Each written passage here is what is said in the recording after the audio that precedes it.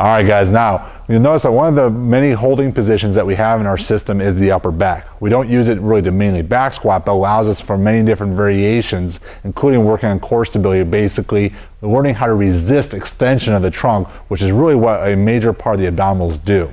So one thing we change that or challenge that with is what we call the overhead chop. The overhead chop sort of combines the explosiveness of a clean with the deceleration through the torso and abdominals. So today I'm going to show you a couple repetitions first, and then we'll break down the movement.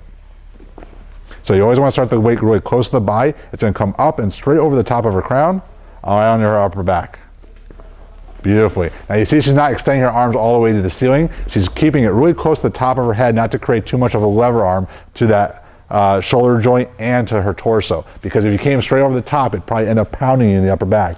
You saw how she did a great job of landing the ultimate sandbag softly on the upper back, basically showing a good ability to decelerate that weight.